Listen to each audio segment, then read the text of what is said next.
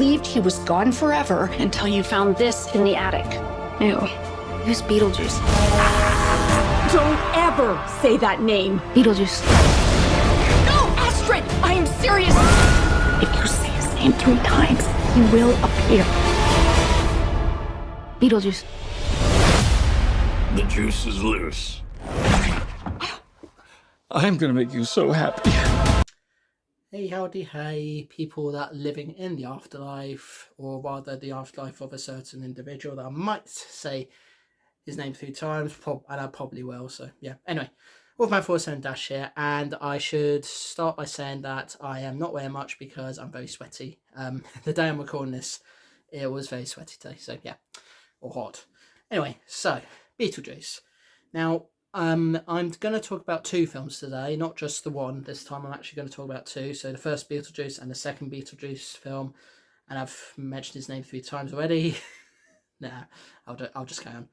So the first film. So both films are directed by Tim Burton. Many of you will have heard of him, or if not have heard of him, will have definitely have seen his films. Otherwise, I'd be very questioning where you've been living the past century or so.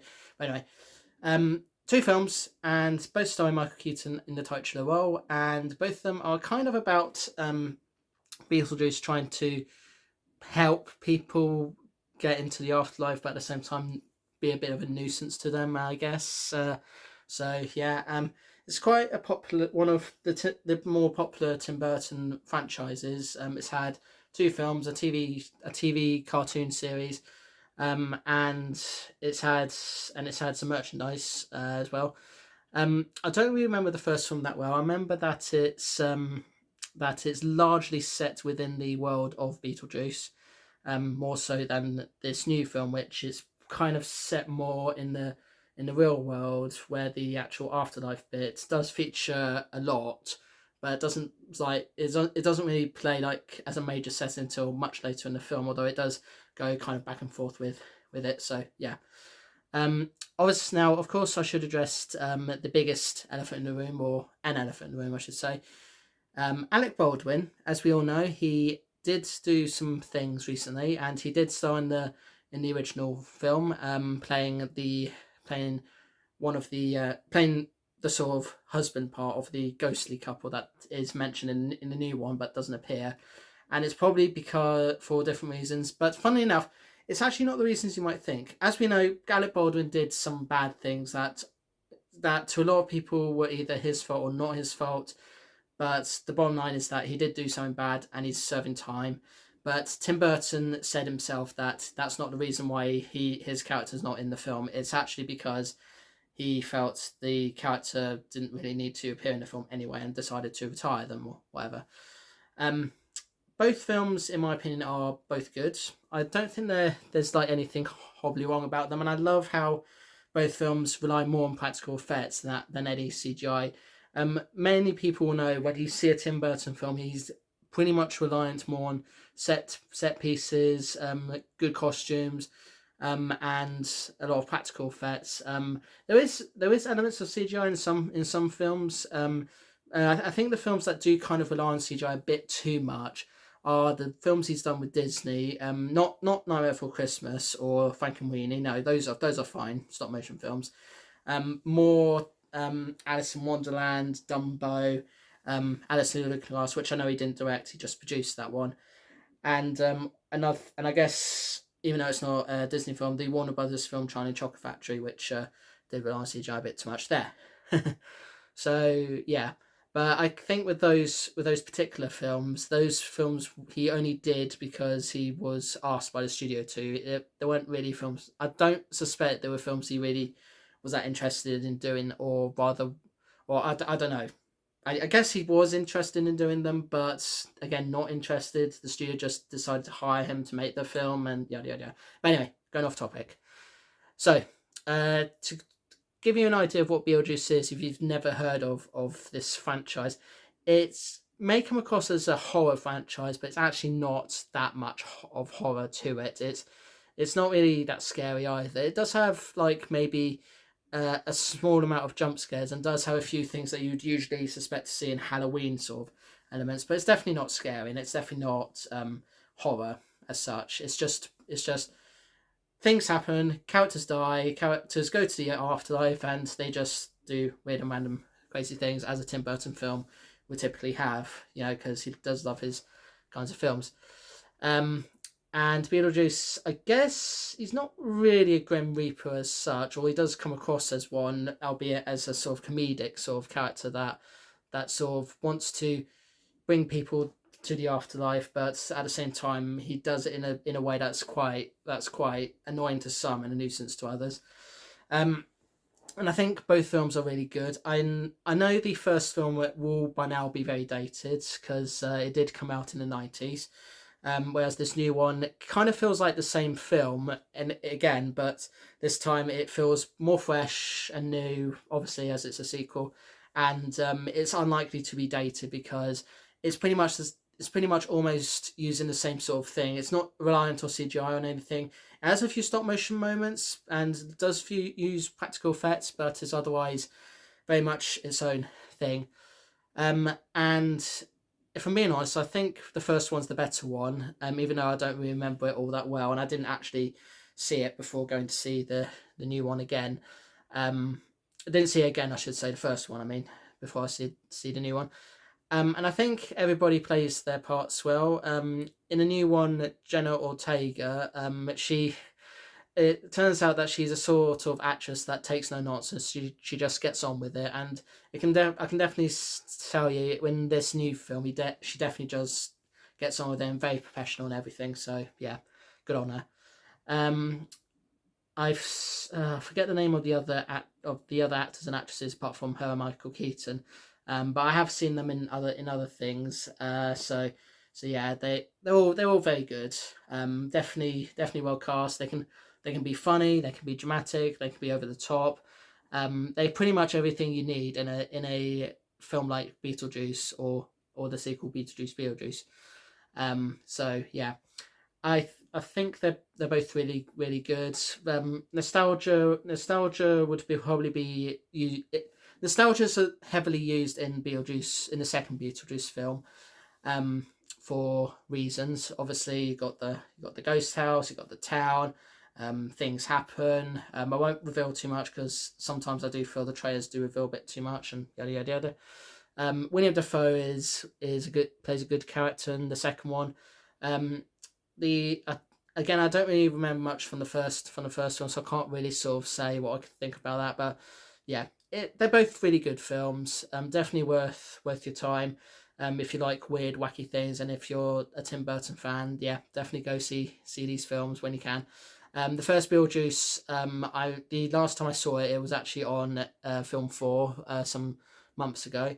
For those of you who don't live in the UK, Film 4 is part of the Channel 4 brand. It's obviously a channel just for films, and they're also a production company as well, so they do have their own films as well. They sort of tailor towards the art house sort of thing on specialty films.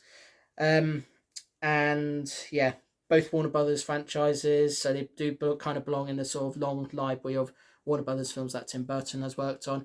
And it's kind of funny at the beginning because it's one of those, because usually films these days you do still get the sort of such and such presents a such and such production, a such and such production film title, but you then don't get to see the sort of cast and all that. It's not very rare now that we get films where we do have a sort of some opening credits, but not many opening credits. And with this one, it was like it had a few opening credits, and then it kept saying, "By Tim Burton," and it's like it wants to make it very clear that this is definitely a Tim Burton film. So it's like a Tim Burton blah blah blah blah blah production, a Tim Burton production again, and then directed by Tim Burton, written by Tim Burton, yada yada yada. Yeah, it wants to make it clear it's a Tim Burton film and all the way through. So yeah.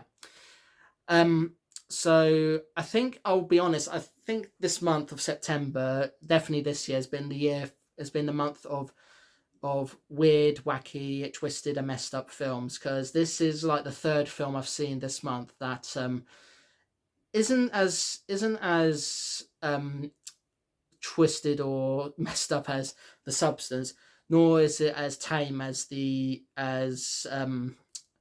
Speak No Evil. but it kind of falls in the middle because it has a lot of gut-filled moments, has a lot of gory stuff moments, but you can very much tell that it's a Tim Burton production because Tim Burton does love to have things in a very weird and wacky way, and that's definitely what you see in this film. It's not the second Beetlejuice has a great soundtrack, and it is pretty good, and I can't really fault it, but definitely go into it knowing that you're gonna have a good time. I was actually sitting next to somebody that was having a way of a time with the music, so yeah, it definitely did its job there.